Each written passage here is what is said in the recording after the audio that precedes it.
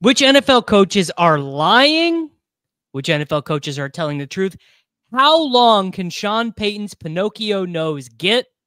Is Andy Reid being upfront with us about Rashee Rice's knee? That and much more with Greg Brainos from the CoachSpeak Index now. It's Short King Summer, dude. It just feels like no one in fantasy sports ever learns anything. Does he mistime it, or is Brock Bowers just a grown man? Brock Bowers is just a grown man. Dare I say, Rich, football might be back. In the words of Lane Johnson, this offense looks constipated. It's Short King Summer. All right, GM, everyone. GM, Mr. CoachSpeak Index himself. I sent him a list of guys that I was pretty interested to see what their coaches were saying. Greg, how is just the very beginnings of best ball summer treating you? Fantastic. It's great. What a life. What a life. So we're at a really interesting part of the offseason right now. We are, we don't have that much time until the season starts. Feels like it's a long time away, but if you were doing volume best ball drafting, I mean, you need to be getting teams in right now. And sure, we're gonna be fading some injuries, but there are, I think, a plethora around the NFL of situations that are worthy of our analysis, worthy of our thought. And I actually want to begin with an old friend. I want to begin with Chase Brown. Pretty interesting situation for one Mr. Chase Brown. Zach Moss still on the team. They signed Samaje Perine for, frankly, peanuts, right? From away from the Kansas City Chiefs. Perine is also 31 years old, and they draft Taj Brooks with pick 196 in the 2025 NFL draft. What do you got on Chase Brown, Greg? Very big on Chase Brown. You would barely know that Zach Moss is still on this team if you were watching all of the Bengals pressers since the end of last season. But yeah, we've got a lot of stuff on Chase Brown. If you want to just jump in and cut me off at any time, feel free. But there's a lot of stuff here on Chase Brown, also on Travis Hunter, who we're getting to later. But February 25th, the de facto general manager, Duke Tobin, do not call him the general manager. People will get very upset if you refer to him as the GM. He's the de facto GM. Said that we had a lot of hope for Chase Brown. He made us right last year. He's really progressed in his pass catching, and he's coming along as a pass protector. And then same day, head coach Zach Taylor said my expectation for him is to continue this growth that he's had. Made a lot of explosive plays as a rookie that we were excited about. We saw more of that this year. I thought he really made a jump in pass catching and pass protection, even more so on the trajectory that he hoped he would be on when we drafted him. He's all about the right stuff. Excited to see where he goes in year 3.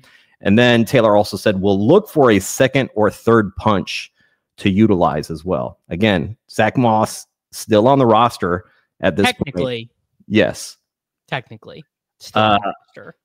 February 26th, the offensive coordinator, Dan Pitcher, who cannot stop talking about Chase Brown, said, we're super pleased with what Chase gave us in his development, and so we expect him to be a major part of what we do going forward. I think in the perfect world, there's probably a little bit more of a split than what you guys witnessed over the second half of last season, and then said, we believe in Chase. He's going to be a huge part of what we do going forward. And then fast forward to June 11th, Dan Pitcher again saying, quote, I believe in Chase Brown. I think he's a top 10 back in the league, end quote.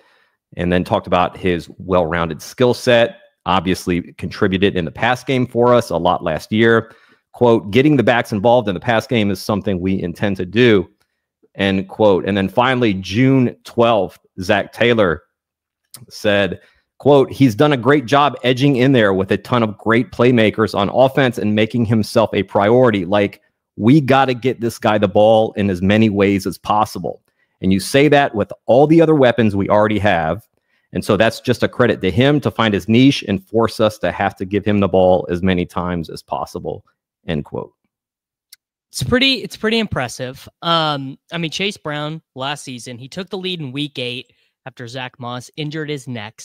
He played 80% of Cincinnati's offensive snaps every week, which is crazy. I mean, that is Christian McCaffrey, peak Alvin Kamara. I mean, even Barkley for the Eagles last year was not playing that degree. He averaged 20.6 points per game, third amongst running backs. In the Zach Taylor era, there's been like one clear running back for early downs, and then they played a really clear third back. I suppose what is probably most interesting about Chase Brown is he is a pretty dang good pass catcher, right? Yeah. Pretty dang good.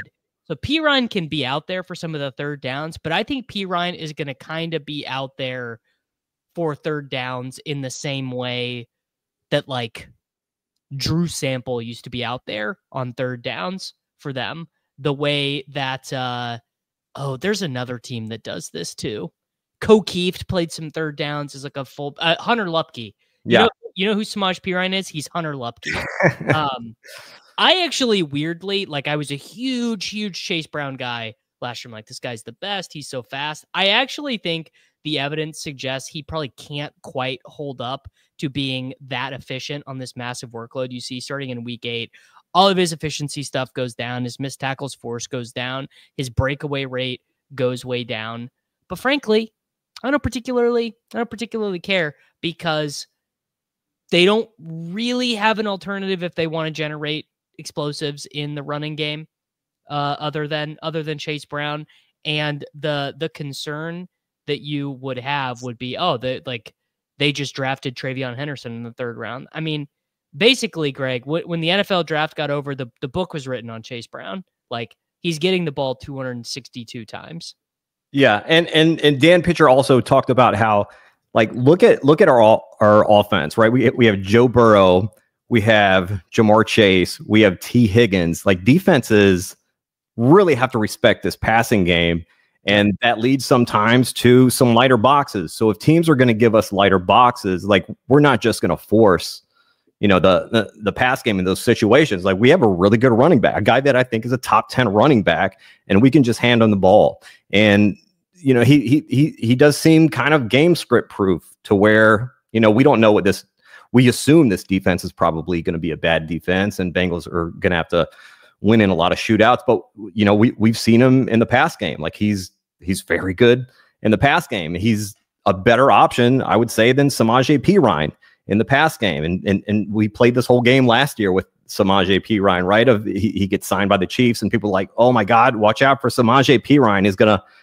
have a very valuable 3rd down, long down and distance kind of role on the Chiefs. And he really didn't. He actually didn't. He played a lot, but just never got the ball. Yeah. Played a lot, played about 25-30% of their snaps, but they never gave him the ball. Although he did, it's just very funny, he did get the play that iced the game against the Buffalo Bills in the playoffs. He converted, I want to say, a 2nd and 8 or a 3rd and 8, or a 2nd and 8, which is just very funny. So that is Chase Brown. I mean, I think if you want to be doubting Chase Brown's ability and you want to throw some darts on Taj Brooks, if you want to do, you take a 3% owned Zach Moss in Best Ball Mania. I mean, I'm not going to say it's terrible because the contingent value's there, but I think Chase Brown is almost for certain going to be starting. I'm not even going to say week 1. I'm going to say starting in week 6, right? He'd have to play pretty bad for them to change their roles up. A situation that I think is, go ahead. No, I was just going to say that Taj Brooks would have to be an absolute monster, right? He'd have to be like a Bucky Irving type player, just later round draft pick. Which he isn't. He's big, strong, but I don't think he's like the type of guy that would be really likely to take work from Chase Brown would be a guy who really impressed on limited touches. Like, if they would have taken Jayden Blue instead, I'd be like, okay, Jayden Blue could definitely siphon off some of the swing passes and things like that from Chase Brown. But I'm not that worried. Like, you're just going to be replacing one guy who's averaging 4.1 yards per carry with a slower guy who averages 4.1 yards per carry. That situation, I think, is pretty straightforward. Don't know how much tea leaves you have to read. One that is definitely not straightforward JK Dobbins and RJ Harvey. Kind of interesting that that Dobbins ADP is skyrocketed. He's up now into the 130s. You see that blue trending line there. I expected a pretty meaningful dip on RJ Harvey, and the Slappies are holding steady on that line. Yeah. They're saying you got to get up pretty early to get one over these old Slappies. We're not scared of JK Dobbins.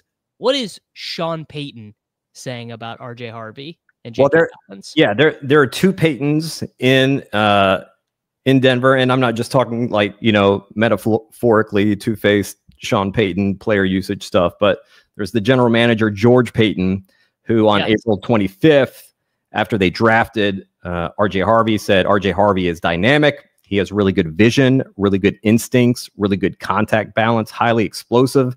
We thought maybe he had the best vision in the draft. He has home run ability. We feel like he can improve in the passing game. He wasn't featured there in college. And Payton said he can improve in pass protection. And on that same day, Sean Payton said, when you look at RJ Harvey's running skill set, it was wow. Explosive runs, all those things. He has soft hands. On May 10th, Sean Payton said he was asked when the Broncos and Sean Payton will know that they can trust RJ Harvey in pass protection. And Payton said, we can create different protections to make sure that the matchup's right, because I know the question, is he a 3-down back? Well, he's going to play on 3rd down. There's a lot we can do relative to really suit his strengths. And then, quote, he's put together pretty well. There's a difference between a small runner and a short runner. We're not interested in the small runners, but we're okay with the short runners, end quote. Can't love to hear that if you're Jaleel McLaughlin. June 11th. No, dude, it's never been more over. It's for Jaleel McLaughlin. It's beyond. It's beyond over. Yeah. When it was just Harvey, I was taking a little bit of Estime, taking a little bit of Jaleel, like, hey man, Sean Payton, the committees. I think we might see a fullback play more snaps than either of those guys this year, which is it is what it is. And on the pass protection thing, I've pointed out in the past and recently that if you took all the coaches in the league and kind of ranked them by how much they care about their running backs pass pro, like Payton is very near the bottom of the list in that. And he just feels like he can kind of scheme it up enough to where like he's not leaving a smaller guy back there. Like he'll do it like kind of chip and release or whatever, but he's not asking them to do things that they can't do. On June 11th, Payton was asked what JK Dobbins brings to the backfield, and he said, another good football player. We're interested in those guys. We'll see how it unfolds. No set roles yet. We feel like we know who the player is. I think he's got good running, balance, and instincts. When a play is blocked, you want to see that yardage and some extra. The good runners have a little spaghetti sauce to the recipe that's important. He is consistent. And then Payton was asked about the running back room. And Payton said, we'll see how training camp goes and how all the carries go. When that time comes, you guys are going to know just like I'm going to know. You're going to see it. And then finally, on June 11th, that same day, the offensive coordinator, Joe Lombardi, said that J.K. Dobbins adds talent and competition to the running back room. Obviously, he's been a very productive runner. He mentioned like 5 yards per carry, like a couple different times when Lombardi was talking about J.K. Dobbins. Said that he is a good pass protector, good all-around player. You can tell he has really good habits. So not like the most glowing things about J.K. Dobbins, like, oh, 1-2 punch, like some coaches would say, Payton leaving it very open, kind of what Pete Carroll said the other day. And, that part of his quote got chopped off from most places. Most places just picked up the, I rely on more than one running back. And everyone's like, oh my God, Ashton Genty's in a committee with Raheem Mostert. But he said, we're just going to let him play. Like, we're going to let him practice. We'll let these guys play. And they'll show us with their play how much of a workload that they're going to get.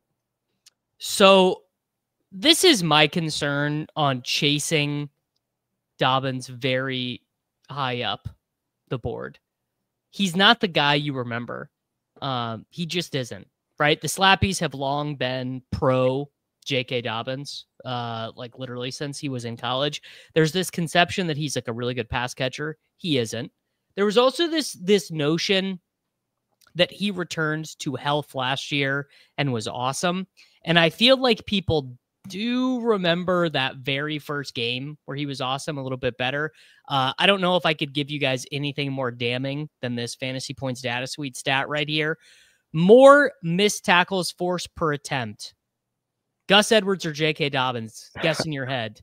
The answer is Gus Edwards, right? It's really, really not ideal.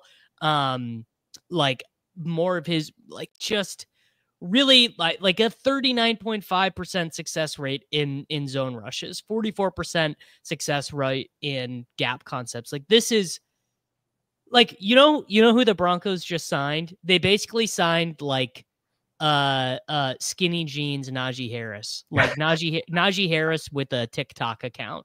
And I don't even mean that in a way that it sounds like. I actually still have Dobbins ranked ahead of ADP. A lot of my teams are probably just going to need 13 points in week 3, at running back. But I actually think this is a rare case of the best ball market ingesting some news, thinking about it, chewing on the meat for a little bit and being like, actually, this is about right. Dobbins now just kind of zeroes out the projections for Estime and McLaughlin. He's clearly going to have a role. But RJ Harvey is who RJ Harvey was, and we shouldn't let a 26-year-old with 5 season-ending lower body injuries at this point change. And it doesn't hurt. Megan Payton, huge fan of RJ Harvey. That was a great tweet. I was big on that. Do you have anything else on these two guys? Yeah, I do. Not from the Discord, but just kind of tagging on to what you're talking about, these two backs. First of all, with J.K. Dobbins, like, by the way, he did miss 4 games last year with an injury. Is this like in 15 and 16 where 2 of those weeks came back in week 17? Like, do we feel good about having J.K. Dobbins on our roster in weeks 15 to 17 this year? I definitely don't.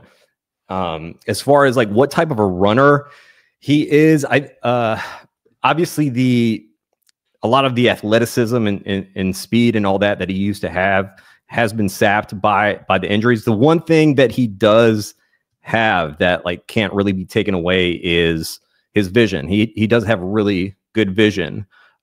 So when Peyton is talking about a running back kind of, getting these extra yards and what he's able to do. Yeah. Like he's a guy that if you need 5 yards, like you can probably get 5 yards with him if you have a really good offensive line, like the Broncos have. He's just not going to break anything off. Like he's not going to have big gains. RJ Harvey is a running back that can do that kind of stuff. Another point with RJ Harvey is the Jaguars were very into RJ Harvey. Like they wanted to draft RJ Harvey. So when James Gladstone and Liam Cohen are in on a running back and want that running back, well, that makes me want that running back as well. So definitely in on RJ Harvey. I also wish that the ADP had dipped a little more. When I see him drop into the kind of like early 60s, like, okay, cool. That's very fun. Very, very down to do that. Yeah, 100%. Okay. This backfield, phenomenal, right? Multiple options. We're pretty hype on Bo Nix. Some people are Marvin Mims. Some people are our team, Devon Vele. A lot of things that I think that you can like about the Denver Broncos. This next backfield, it is, well, you know what it is. We are now going to transition to the 2024 Denver Broncos backfield, which is, of course, the Dallas Football Cowboys, where your favorite fantasy football analyst is telling you to take one of them in every draft, but they all might very clearly just not be good at football. So we have Javonte Williams, Miles Sanders and Jaydon Blue. Did you ever think in your life, Greg, that Miles Sanders would become a slappy icon?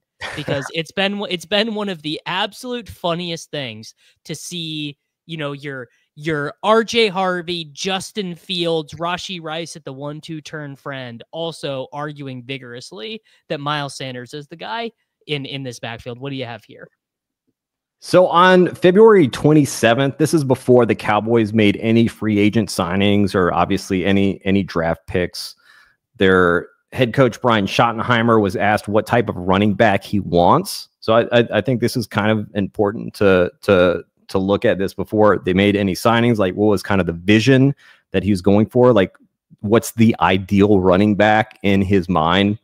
And he said, you want a guy that has vision, that has contact balance. The fronts that we're playing against require guys to be able to make hidden yards. You got to have a guy that's willing to run through arm tackles. I do believe you have to have the ability to catch the ball coming out of the backfield. If a defense is taking away the run, we want to be able to throw it to our back. They need the ability to separate and run after the catch. So then on April 1st, Schottenheimer says, really excited about Javonte Williams. I love his short area quickness and the power he runs with. His pass protection's really good. April 26th, Schottenheimer. It's too early to say whether we'll be running back by committee. We feel like we've built an incredibly strong running back room. I can never get through that without laughing. June 3rd, Schottenheimer. I don't know why anyone would be surprised with Miles Sanders' ability. You talk about a guy that's a home run threat, a guy that's got incredible ability to hurt you running and catching the ball out of the backfield. Again, going back to February 27th, one of the things that he highlighted. Schottenheimer said, he's the right type of guy. He fits into what we're trying to build as a culture from a work ethic standpoint. And then finally, June 12th, Schottenheimer said, I can't say enough great things about Javonte Williams, the way he practices, the intentionality. He's awesome with that. Miles Sanders has been great as well. Jaydon Blue and Phil Maffa have a lot to learn in a good way. Deuce Vaughn works his ass off every day. Okay, that is so bad. He works his ass off every day. Yeah. I mean, that is so bearish. You want to talk about bearish? Look how freaking bad Javonte was last year. 23 missed tackles forced on 146 attempts. Like truly, truly unbelievable. A 12% breakaway rate. Man. Yeah, and behind one of the best offensive lines in the NFL, with no other running back proving that they could be a good running back. Like, they had to get Marvin Mims in the backfield, like a ton of work for Marvin Mims.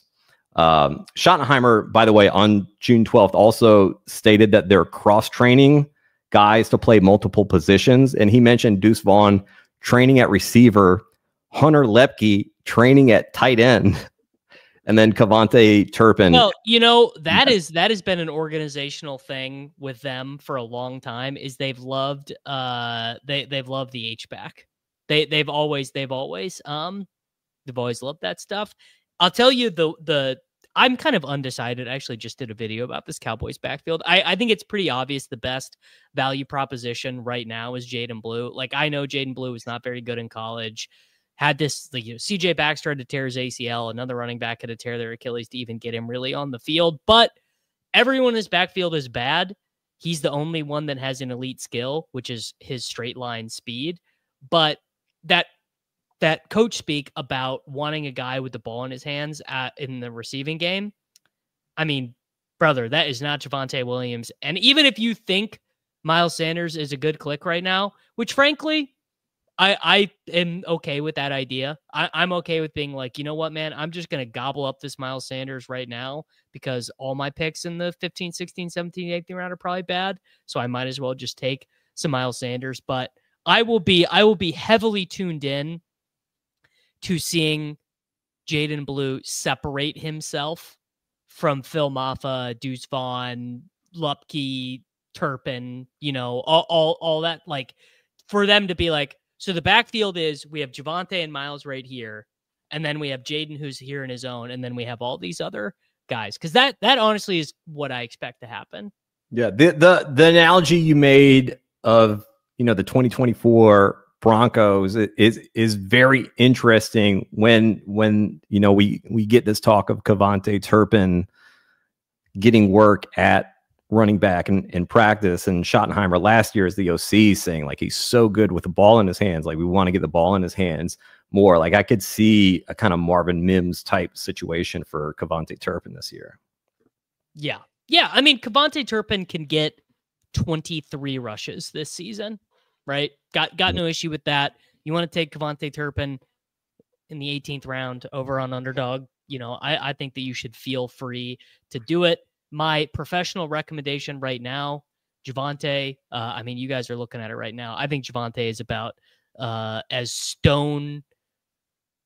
He's Zamir White. He's so destined to go to zero that even if he does start the year, what does that even mean to you? Like, what do you think the odds are that he starts and then holds on to any meaningful work? I mean, Jayden Blue's probably a bad football player, but I don't really care. And Miles Sanders is at least similar enough to Javonte Williams. And people forget Miles Sanders actually in week 18 did have a big game. He did. Year, yeah. So take that. And he looked pretty good with the ball in his hands coming out of the backfield. He did. Okay. Another guy that I think is absolutely fascinating, and not a guy who's moved a ton. I did another video on this guy as well, but I don't understand why Marvin Harrison Jr. For a guy who had 880 yards and 8 tuds as a rookie, didn't get any meaningful competition. It's like for him to be going like where Jackson Smith and Jigba's going. I don't know, man. I want to be buying on Marvin Harrison Jr. You tell me if this is good or bad. So there hasn't been a ton on Marvin Harrison Jr. On February 21st, the general manager, Monty Ossenfort, did an interview. I think maybe it was with the team media, but like a radio interview. And he said, quote, "We couldn't be happier with Marvin. Are there things that Marvin has to do better and improve on? Absolutely. I think the encouraging thing about Marvin is every day that I've been in the office every day since the season ended. Hasn't been a day that's gone by that Marvin's not in there. Marvin is wired to improve. Marvin is a football player," end quote. And then finally on May 28th, the offensive coordinator, Drew Petzing, said he was asked if they'll use Marvin Harrison Jr. as a downfield stretcher. He said, absolutely, we'll still use him as a downfield stretcher. If you look at his skill set, there's not a lot of things that I'm going to tell you he can't do. Stretch the field, play underneath, play in the slot, move around the formation, play outside. I think that's what makes him so dynamic. Not super bullish, frankly. Like not the most. You know what I'd love to hear? And maybe we'll get this, right? What's the name of the offensive coordinator for the Drew Cardinals? Petzing. Oh, Drew Petzing. That's right. I knew that.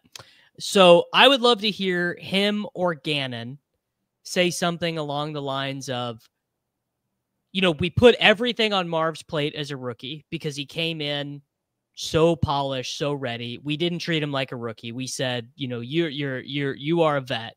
And maybe that wasn't the best idea, right? Maybe we should have played him a little bit more in the slot. Maybe we should have not signed Zay Jones as the other outside wide receiver. Like maybe we should have had a real competent outside wide receiver. So we could have just, because this happened with CeeDee Lamb. Remember, CeeDee Lamb used to be slot only. Used to be the only way CeeDee Lamb would ever get his numbers, had to play in the slot, right? Marvin Harrison Jr. didn't really got none of that effectively. As a rookie. Yeah. So I would love to hear them say like, maybe we didn't use him great. Him and Kyler have been working on something and we expect, his role to really grow alongside Trey. Which would be super bullish would be if they were like, Trey has done a great job kind of carrying the load in the passing game, but like, it's time to put that on Marv's shoulders. That would be super. If we get anything like that, that is super bullish, I think. Yeah, I just think that they see the the passing game, kind of running through Trey McBride. Like he's kind of the focal point of that offense. And I mean, I really just hate Petzing saying like he can do so many things. Like he can stretch the field, he can play in the slot, he can move around the format. Okay, well, why don't you do some of that then? Like you guys, like Michael Wilson played a lot of X snaps in 2023. Like you can put Michael Wilson at not every play, but hey, why don't we get like, I don't know, 10 plays a game with Marvin Harrison Jr. in the slot? Why not? Why not, right? All right.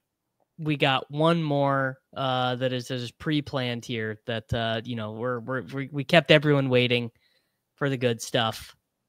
Oh yeah. This is the official. Travis Hunter Jr. Masterful work, by the way, yesterday by the Jacksonville Jaguars social media team. Whoever you know who works for them. I mean, that is as good as social media content gets. Tweeting out, we have signed defensive back Travis Hunter. Yeah, first they did wide receiver. Just literally, I mean, that has got to be the most traction that a team post from the Jaguar social media account has ever gotten. True, just like unbelievably good stuff. I'm really interested to see real quick the retweet numbers between those two. Okay, I bet the defensive back. My guess, and I don't know. My guess is the defensive back one has way more. 835 on the wide receiver, 1,300 on the defensive back. Yep. Yeah, because it was just very funny. Yeah, it was just very. It's just very funny. It was a great idea. Yeah, for sure. Yeah, for sure. Yeah, you want to hear about Travis Hunter here? Yes, I do. Got a lot on Travis Hunter. May 24th, I believe this is the night that they drafted him. The general manager, James Gladstone, said, quote, "He is somebody who is deserving of a first-round draft pick as a wide receiver, and he is worthy of a first-round draft pick as a corner," end quote. Liam Cohen said, "We'll have a plan for him. He'll primarily play on offense while learning the defensive system and practicing on the defensive side as well during this offseason program.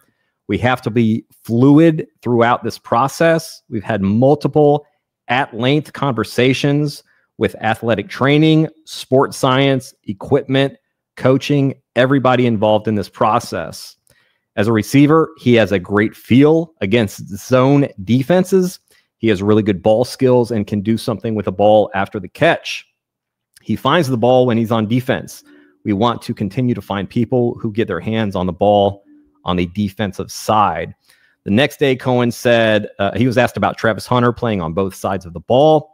Cohen said, quote, "We know that he's going to be able to do both," end quote. Then on May 27th, Liam Cohen said they were talking about putting him on offense and defense on the same day in practice, saying that I'm sure he'd want to, but you know, he's meeting with the defense on days where he is on offense. He gets the mental part of it, but we don't really want to put him in that situation right now. And then said, but it would probably be unfair to put him out there on the grass and ask him to do both and to expect success in season, though. He'll definitely have to do that just because of the way that practices are organized. I envision maybe a third down day in season where he's playing receiver, but he has to go get some reps on defense and be able to do some of those things. But I don't see us doing that anytime soon. And then on June 12th, Travis Hunter switched from offense to defense in the middle of a practice. And Liam Cohen was asked whether that was a preview of what to expect. Cohen said, "Yeah, I think that's what we have to build. I think that's what we have to build towards for training camp. And then obviously in season, knowing that he's going to have to do both during practice. He wants to do it. He wants more, and that's a good thing. But we also have to protect him from himself at times as well. But that is absolutely the plan moving forward." And then finally on June 13th, the general manager, James Gladstone, had an interview on Sirius XM NFL radio with Andrew Siciliano, which was a really great interview. Gladstone said, "We're feeling out how much Travis Hunter can play on both sides of the ball." Said that Hunter is naturally comfortable and in tune on the defensive side of the ball. We wanted to load him up on offense during this offseason period to ensure there's a runway built up to training camp on that offensive side, because there's so much more nuance and adjustments in real time on the offensive side of the ball that would require a lot more learning. And we knew that we would trickle in the defensive participation a little bit more towards the end of OTAs, and then really as we get into training camp. Said, quote, I do think there's a little bit of a misconception in that it's wide receiver first, corner second, as much as it is the learning methodology of wide receiver through this phase and then continuing to trickle in more defense, since that is his primary background, end quote. And finally, here on this same interview, Gladstone was asked how many snaps Travis Hunter can realistically play in game. And Gladstone said, quote, time will truly tell. And I think the thing that you can, in fact, lean into at this stage is he does not tire. He has got a spark. He has got the energy. And so the capacity from a physical standpoint, just to be able to do it, is certainly there. It'll be in terms of one game to the next. Where does it fit? Where does it make the most sense? Certain game plans might dictate usage differently. So time will truly tell. And I don't know that one game to the next is going to be the exact same.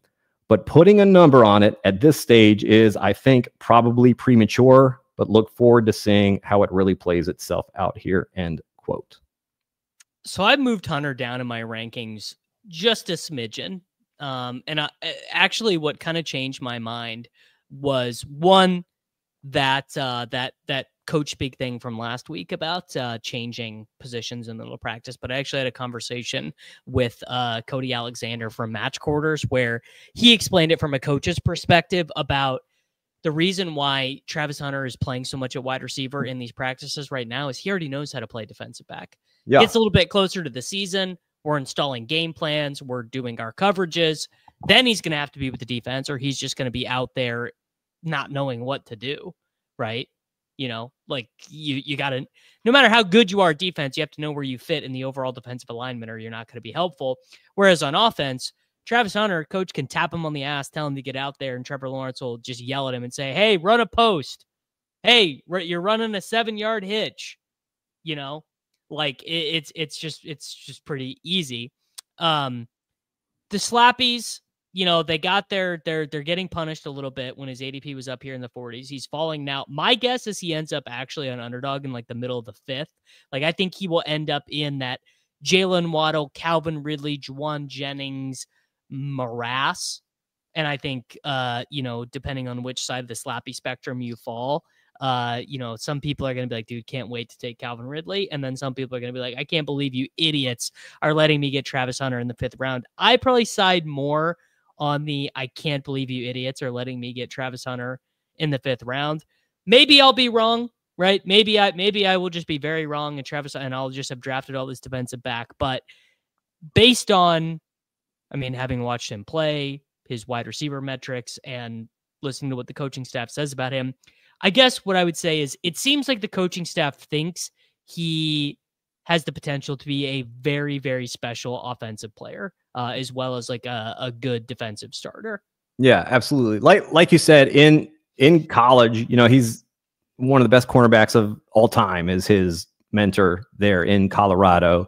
And they didn't run like the most sophisticated offense there, right? So yeah, he's going to need some more work on that side of the ball. Also, he's coming into just kind of a more intricate offense with Liam Cohen, who's going to ask a lot of different things. There's a lot of moving parts in his offense.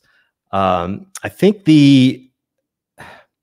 people want this to be like really clean, right? I want to know exactly how many snaps. Yes, you're making a great point right now. Yeah. That's not going to be the case. Like, just listen to them. They've told us from the beginning he's going to play on both sides of the ball. And then when people see him like switch over in practice, everyone's like, oh my God, he's cornerback only. And then yesterday, of course, the wide receiver DB tweet from the Jags. Well, the DB tweet is the one that everyone's quote tweeting. Not everyone went to the Jags page or was illuminated as to the fact that they did it with, you know, that they were having fun with both designations.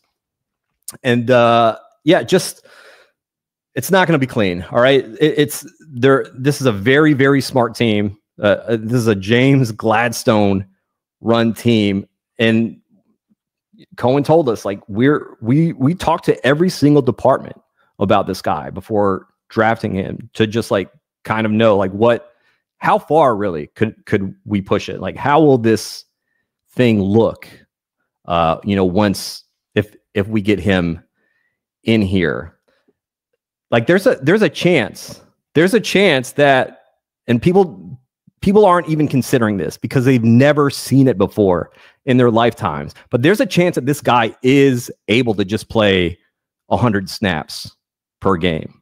If you made me bet at -110 both sides, I bet he does it at least once this season. Yes. I bet it, at the very least one time he will play 100 cumulative snaps on both sides of the game. Yeah, but where it gets kind of messy is what do his snap counts look like in blowouts, right? When they're not close games, when we don't need him on both, or when a situation where we don't really need him, especially on both sides of the ball. Like if they're up 24 points in the fourth quarter or down 24 points in the fourth quarter, and like we're not going to be able to make a comeback or whatever. Like, where do they just say like, okay, listen, they're in these close games, we're going to need you to play 100 snaps if you're able to. But this game is out of reach right now. So if it's a blowout on offense, like fine, Travis Hunter probably played a part in making it a Jags blowout. But if they fall behind, which, like, how many times is that actually going to happen during the season that they're down like 20 plus points in the fourth quarter? Probably not a lot, may not happen at all. But just like these are the kind of cogs that are at play here. This is kind of a fluid situation. And they've told us that many, many times now. They have. You got anything on Dyami Brown pulled up? We're having a comment war about Dyami Brown. I mean, I guess real quick, I would just say before we get there, I mean, Dyami Brown is like pretty clearly, truly a below replacement level NFL player. He's like Marquez Valdez-Scantling, sort of a Justin Watson, maybe. All my examples are related players. I don't know about these, buddy. No, but that's the thing. It's like this is the prototypical the ball has to go somewhere style cases. He got $10 million in free agency, and I mean, don't get me wrong, I draft Dyami Brown. I do think that probably wide receiver 78, 100% drafted Dyami Brown, who's at best like the wide receiver 3 with like a shaky quarterback, is not a guy I would want to be attaching my personal brand to on Mr. Dynamic Brown. But the coaching staff, I believe, Greg, has been pretty complimentary of him. Yeah, they all love him. On March 13th, General Manager James Gladstone was said that what Dyami Brown provides on a vertical plane and in yak scenarios is extremely exciting and alluring for our staff. I think he'll be able to take another step to expand his game. We'll see him right off the bat come to life like he did at the end of last season, while also expanding his role to fit what we're intending on doing this season. We expect him to have a strong output. There's a vivid opportunity in front of him. He'll be getting plugged in a bit more than he was probably used to in years prior. And then on March 13th, in an interview with Team Media, Gladstone said, when Brown came out of college, he was somebody that I was very interested in and thought very highly of. My evaluation of him was, quote, a certified deep threat with the capacity to become so much more, end quote. And then, quote, there is a belief that Dyami is in a position to take another step in his career, and we're looking forward to seeing that come to life, end quote. Liam Cohen on March 31st said, with Dyami Brown, we have some speed. It's someone else who can go down the field, so Brian Thomas Jr. isn't always having to be the guy on the top shelf. Dyami is somebody who can attack the field at all 3 levels. He can be the top shelf, but you can also throw him a screen and he can do something with it, which, by the way, very, very, very valuable and important in a Liam Cohen offense.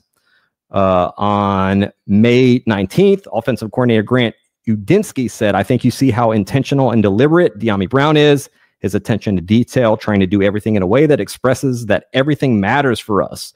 That's contagious, not just in the receiver room, but hopefully across the whole offense. And that lines up with how Dan Quinn talked about Dyami Brown. May 27th, Liam Cohen said, he's been great, man. He's made a lot of plays. He's been really productive throughout this whole camp so far, showing versatility to do maybe some things that he hadn't put on tape maybe in the past or wasn't asked to do from his skill set standpoint. You see the confidence continue to grow throughout the offseason. He's been doing a nice job of being able to run vertically, but also being a nuanced route runner with some of the daggers and in cuts and things like that. He's been very locked in this entire time. I've been really impressed with the pro that he is. And then finally, June 12th, listen, man, you ask about quotes, I'm going to give you some quotes. June 12th, Liam Cohen said, last year, you saw a little more of a ball in hand / deep threat with Dyami Brown, and you didn't really see him work the intermediate that much. Over the course of this spring, he and Trevor Lawrence have gained a little bit of a chemistry with some of those intermediate in-breakers, curls, maybe out cuts. Part of the selling point to have him come here was that we really wanted to continue to diversify his route tree and have him do more. He's not just a screen, jet sweep, vertical threat. So that's we'll see about that. We'll see. I mean, I think it's pretty clear from it's pretty clear from the coach speak that like this is not a guy who is going to be marginalized to begin with. You know, like that is not what they plan on. We're going to go ahead and hop into a draft here in a second. But what is who is one of the guys who has surprised you the most doing your your chatter this offseason? Like, is there a guy who you're like, oh, I did not expect the coaching staff to say that, and then it turns out that they were super bullish or super bearish on a guy? About a player, man, I can't think of one just like off the top. I'll tell you, there are a couple guys. So one of the first ones has just been Jayden Reed, how they've been bearish on him even after drafting the 2 wide receivers. I thought basically they would come to bat and they'd be like, "Oh, Jayden Reed, dude. I mean, he's still our wide receiver 1. You know, we needed to bolster the room, yada yada." I was like actually stunned by that. Like I thought it would be like, okay, Jayden Reed is the man. Our offense is going to get so much better now that we have these threats around him. That was not, because that is the playbook. If you're a GM or you're an NFL coach, is you draft a guy at that guy's position, and then you make it very clear, like, hey man, you didn't lose your job. It's still gonna be okay. But I think the last thing LaFleur said was Tucker Kraft might be our wide receiver 1 or something like that, like a super bullish Tucker Kraft. Yeah, they asked him if Tucker Kraft could be the leading receiver on the Packers. He was like, yeah, it's possible. Yeah. But OC Adam Stenovich on May 12th said that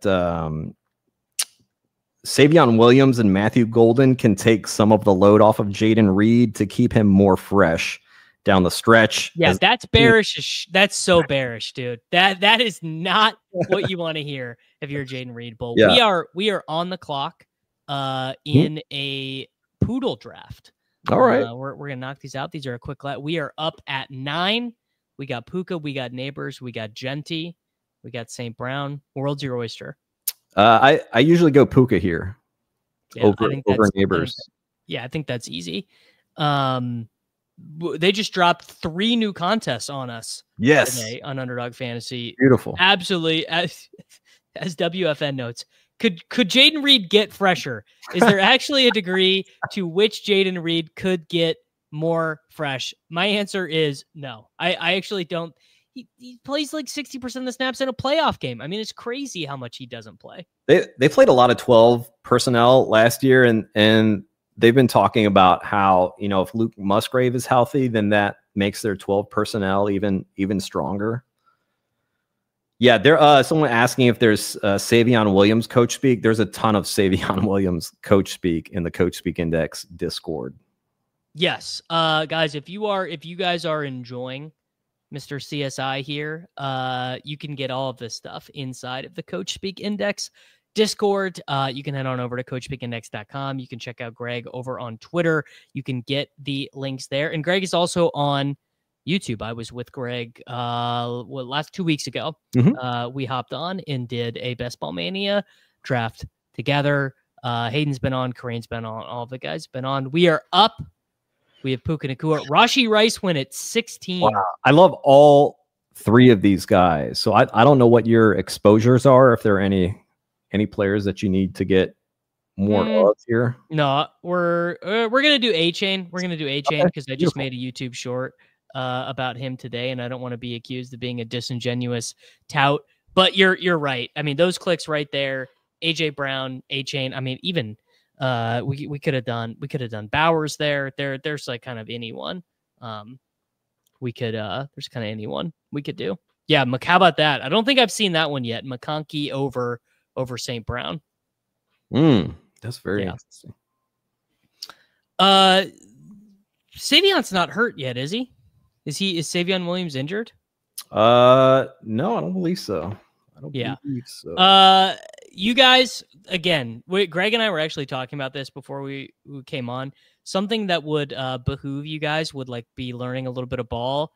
Savion Williams is only a bad prospect if your third eye is closed, but if your third eye is open, Savion Williams, a very intriguing prospect. Mr. J loading here with the Bijan Bauer start. That's pretty fire. I think part of the Savion Williams pick could be like, what if Marshawn Lloyd is just not able to stay healthy for us? Yeah, what if? That would be crazy. And then getting Savion Williams involved in the backfield there. Yeah, Mac Nova knows what's up. Yes. I mean, it'll be interesting to see in the preseason if he gets any reps there. I mean, I think that would be a huge bellwether to see if that happens. What was really funny from the Green Bay Packers post-draft press conferences was them, maybe it was Gutekunst saying that this guy, like Savion Williams, not a gadget player, and then listed all the kinds of things that they like about him, and what he can do is like gadget.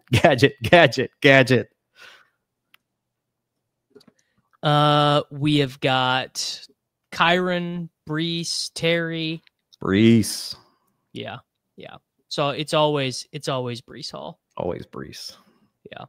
I think maybe I was making a video earlier and messed up my rankings. I think I might have deleted A-Chain, Brees, and Kyren from my rankings.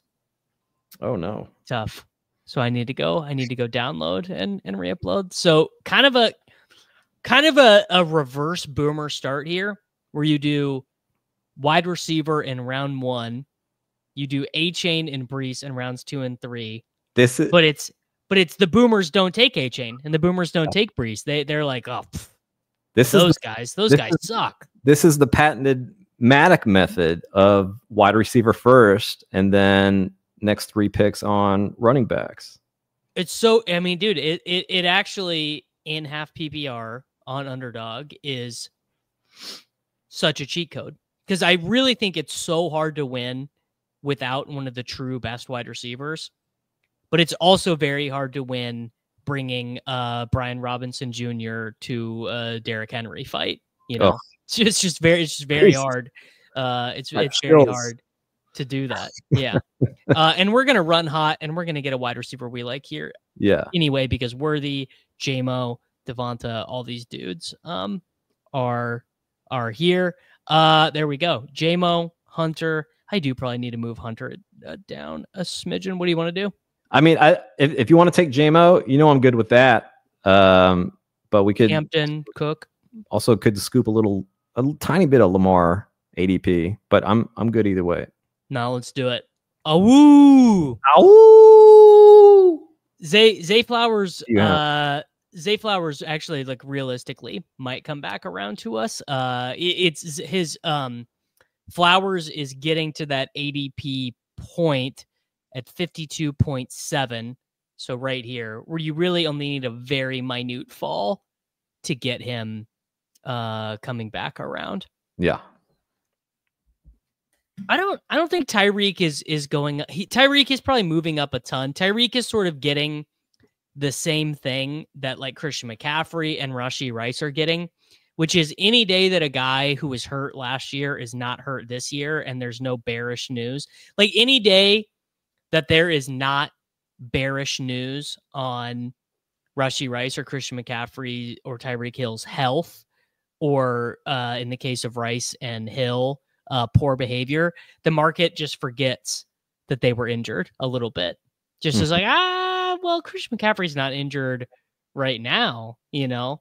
And then the same thing with Tyreek. Every day that the news is generally good on Tua, people are a little bit less scared. I have a Rashee Rice theory that, well, actually, a friend of mine has a Rashee Rice theory that I would love to tell you off camera. And that's how you do a tease, folks. You want that? You got to get in the CoachSpeak Index Discord, and then maybe it will get shared with you. All right, there we go. So we are now fading two dudes deciding if they want to ruin our day. With oh, never mind. He went at the turn. Oh, yeah. I lied. Okay, never mind. Travis Hunter went 43 here. Hey, man. I'm not going to fault anyone for being a true believer in Travis Hunter. That's the type of guy. You get 50% Travis Hunter. That guy shaped your season, and you smashed it. All right, we got Waddle, Addison, Jennings, Godwin, Chuba Hubbard. Take your pick. Yeah, I'm good with Waddle here. That's what the sidekick recommends, right? Sidekick is telling me, all right, man, you had your fun. You know, you got your elite quarterback. You took your detours with the running backs. The Pitbull is like the best contest that Underdog has done this year, I think. What is that? Is that 10 or 20 max? $20, 20 max, and I think it's 50K to first. I need to go look. I mean, this contest is cool too. The Poodle, $7, 20 entry max, 40K to first, like decent field size, but the Pitbull is a really strong one. Yeah. Corgi, I think that's the $5 single entry. I mean, single entry contest, ship it. All right. We are up in 2 picks. Any of these guys really spark your fancy here? Godwin, Olave, Judy, Debo. Any of these guys you really into? Godwin and Olave. I'm a big fan of this Olave price for sure. Okay. Olave goes. Let's do Godwin. Yeah, I think that's what is the latest update, Coach Speak, on the Igbuka, Evans, Godwin carousel, tricycle, however you might want to say it. It's been a lot of just like we're hoping on Chris Godwin, like we're hoping for week 1 type stuff. Todd Bowles said he's working hard, coming around. We'll see more when we get to training camp. We're hopeful of week 1 and nothing's really changed. If anybody can come back and play, it's going to be Chris. And he said on June 10th that Chris Godwin is doing, and I have no idea. I'm not a doctor, so I don't know the significance of this. But if just saying it in case there is any, Chris Godwin is doing all his rehab inside right now. When the trainers tell me he's ready to go outside, we'll take a look at him outside. I mean, that's like it's a little bearish, but I'm not sure if it actually is.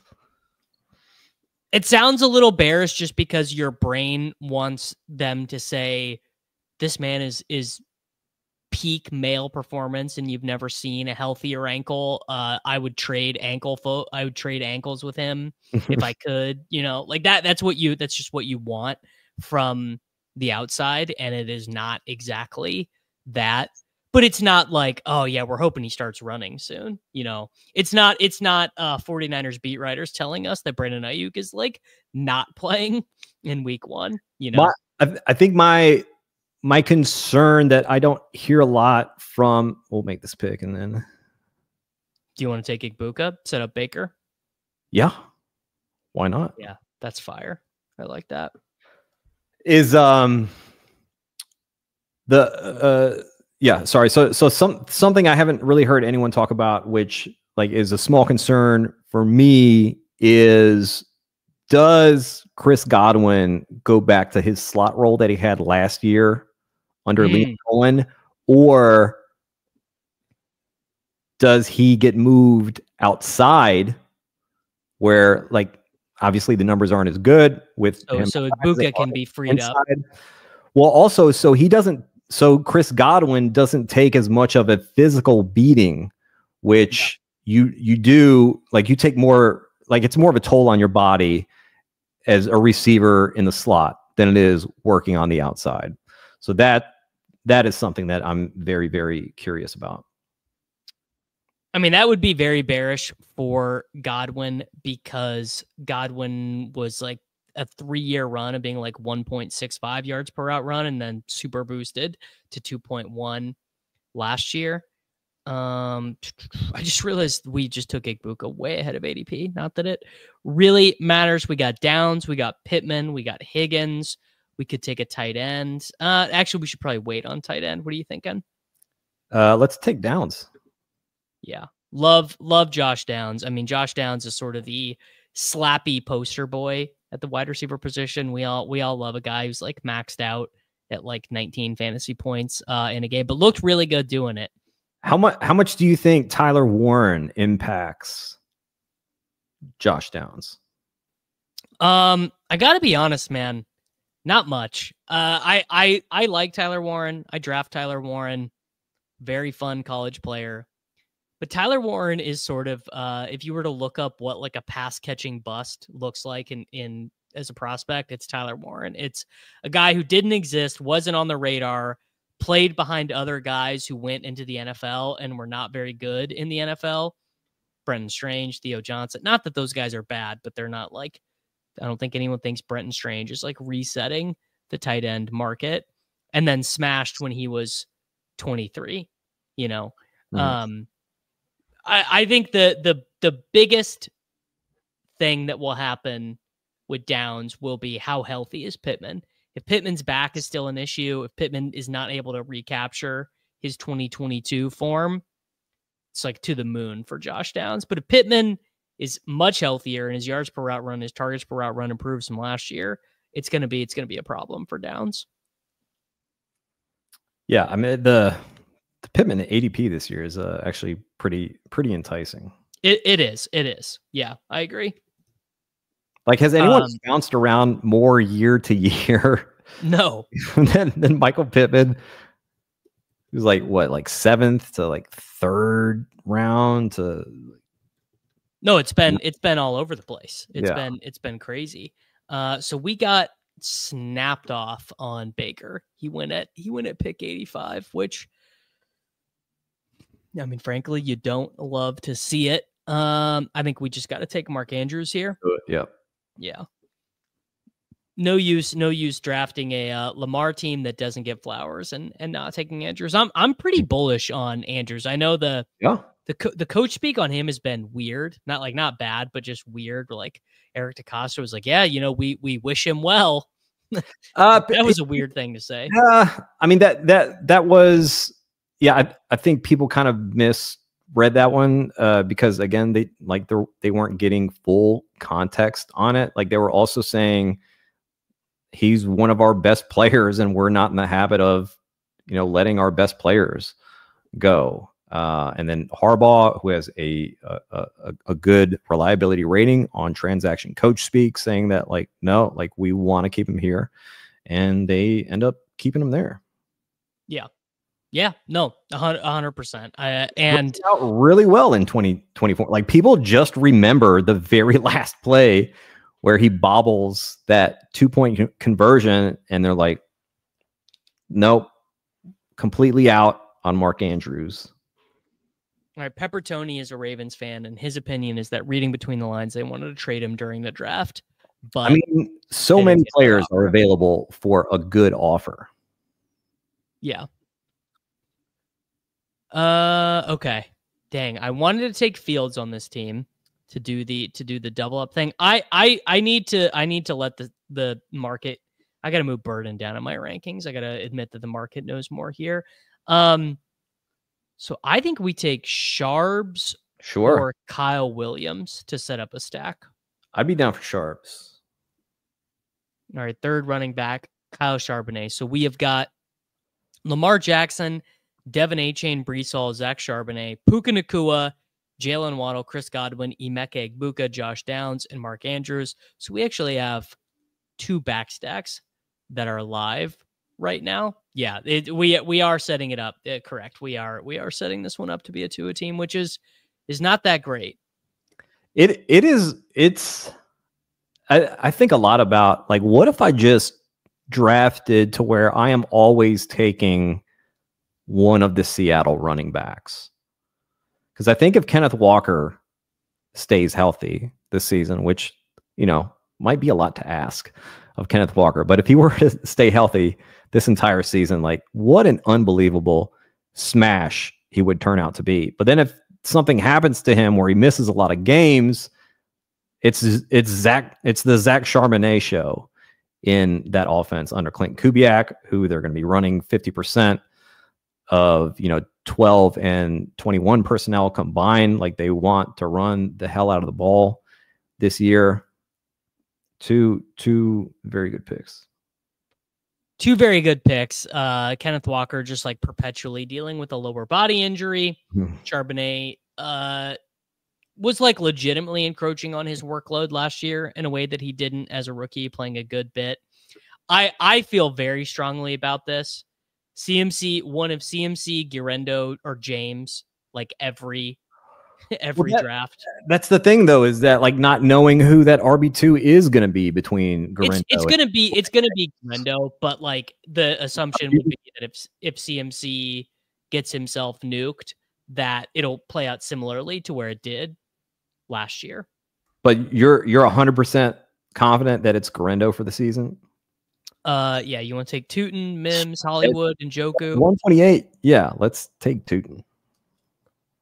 My man is. I would say on June 23rd, I'm 88.7% confident Guerrero will get the second rush of the season for the San Francisco 49ers. By the way, Debo not being on the team is actually like maybe kind of secretly bullish for whoever the running back 2 is, because in the CMC era, Debo has always been, I believe the crazy Debo season, that was the year they traded for McCaffrey, right? The crazy Debo rushing touchdown season. 2021 was the year that they beat the Cowboys in the playoffs on a Debo run.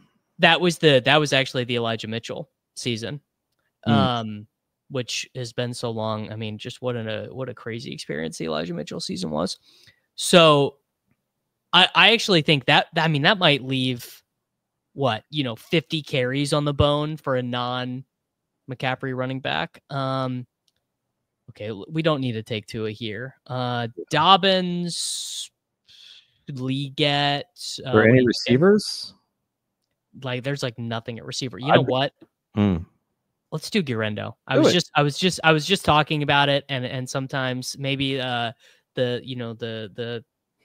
arc of the universe was actually bending me towards taking Guerrero there. Yeah, I want to have like a pretty big spot relative to the field on all of those guys. 49ers have the easiest schedule, projected strength of schedule in the NFL. Maybe, I'm totally wrong about McCaffrey and he's actually not healthy and he's dust. But actually, by the way, that is, I think, just good advice. If you have a huge first round position on a running back, like let's say you've been taking Gibbs over Bijan or something, you should also be like overweight on Montgomery and like overweight on, I don't know, like I guess like maybe like Laporta, like thinking like, oh, if Gibbs gets injured, they pass more around the red zone or something like that. Who are the other running backs in this range who are just like not seeing the field unless the starter gets injured? But then if the starter gets injured, they're seeing like probably a ton of work. Algier, Benson, Braylon Allen. That's about it in this range. I mean, Shipley, maybe Rico Dowdle, you know, but it's I would say Guerrero and Algier.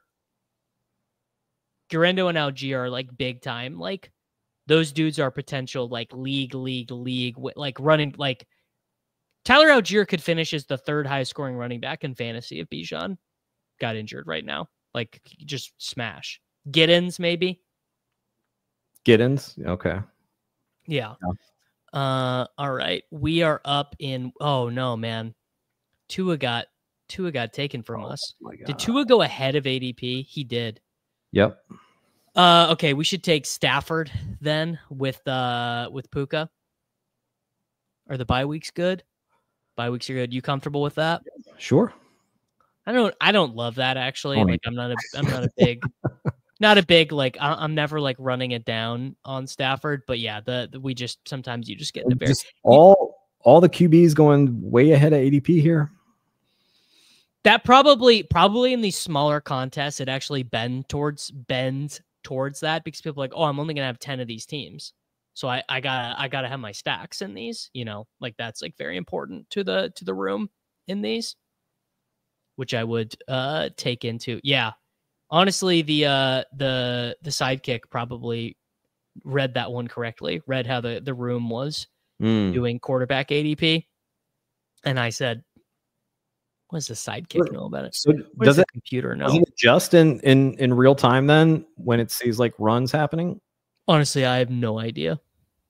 Absolutely none. Give me a wide receiver here, brother. Pat Bryant seems like a lot of fun. Pat Bryant does seem like a lot of fun. I lost that war against Karain and Jacob Sanderson. I've had to put my hand up and say, well, they converted you?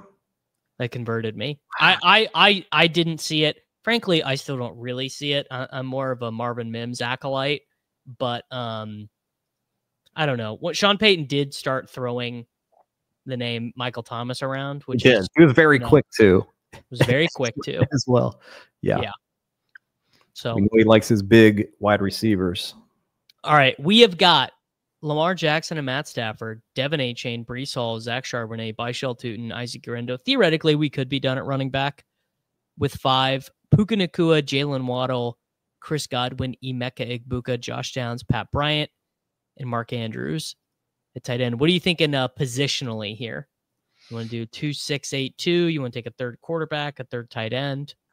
Don't want to take a third quarterback with Lamar here, but I think third tight end is definitely in play. Yeah. Yep. I think you are correct. And there are some tight ends who I like quite a bit. There are. Yeah. I like I've been getting there's been some very good coach speak on Demario Douglas actually, but I'm hoping that the top tight end by my ranking does not go because I do just kind of always like Mike Gesicki. You like players that do the gritty. I know you, Justin. I do. Mike Gesicki. That unseasoned ass gritty for Mike Gesicki. I did. I mean, it is very. Gesicki just has like he's got the rare contingent value tight end with T and Chase, and Demario Douglas went anyways. Gesicki. We got Mason Taylor. We got Zach Ertz, Cade Otton, Dalton Schultz. Any of these guys do anything for you? Let's go Gesicki. Let's do it. Yeah. Like I said, I don't want to have I definitely do not want to have 20% of Mike Gesicki or anything like that. Cause it's so his path is so thin, like a 2 touchdown game, but the path does at least exist. you know, It does. like I'll say this, he's never catching 60 passes. There's like no world where that happens, but he will probably have like one mega spike over the course of the year. Yeah.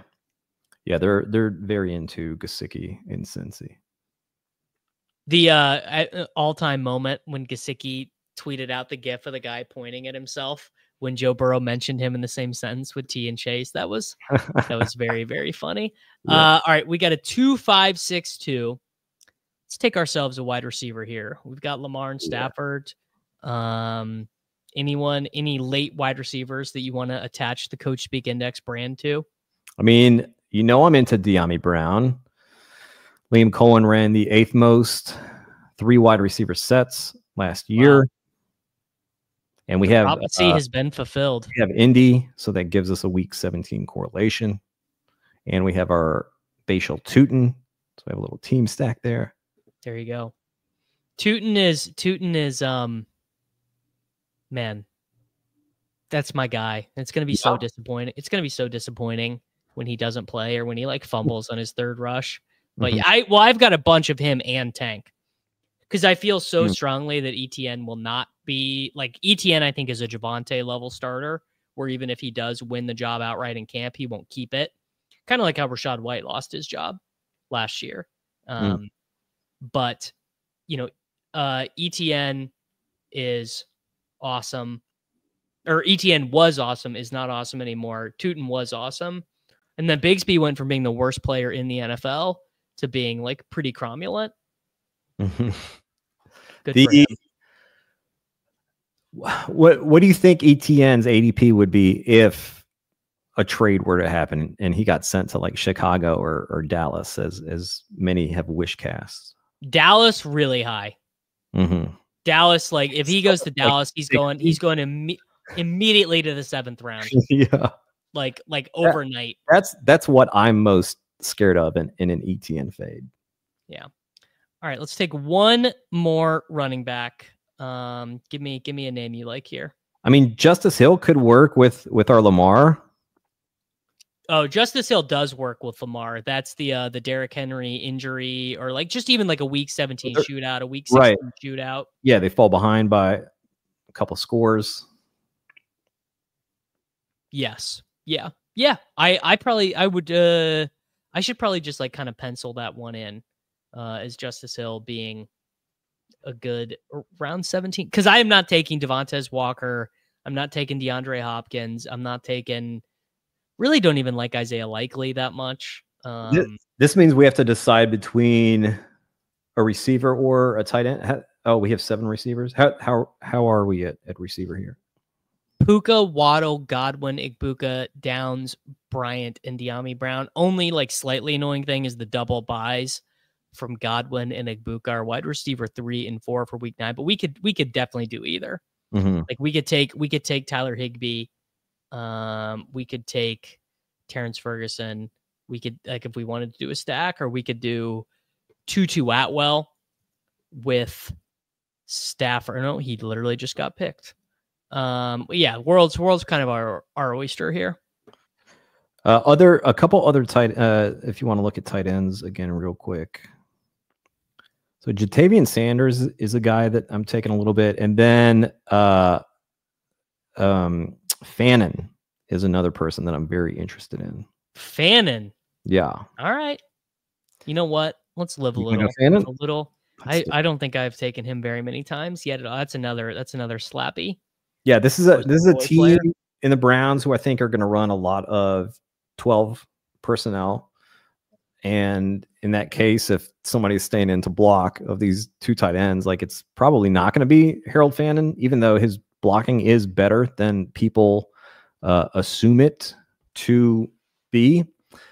But, we're getting these reports of, the Browns want to run a lot. They want to run a lot under Stefanski, and, heavy personnel groupings would be a part of that 12 personnel. And we saw, Harold Fannin has some real skills as a pass catcher, led the NCAA in receiving yards last season. I think they'll be able to use that skill set. All right. Final team, Lamar and Stafford.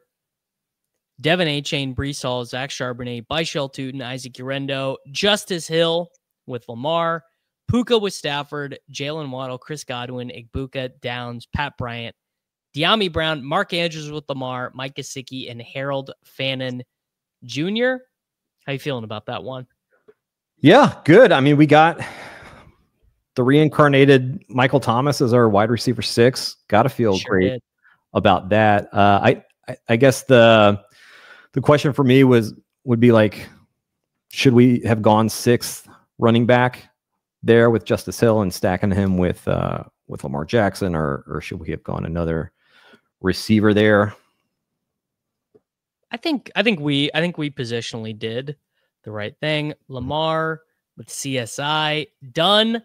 Bang. Everyone head on over to the CoachSpeak Index. You can get more of Greg's awesome information. Make sure that you like the stream. Make sure that you subscribe to the channel for daily fantasy football videos, and I will be back.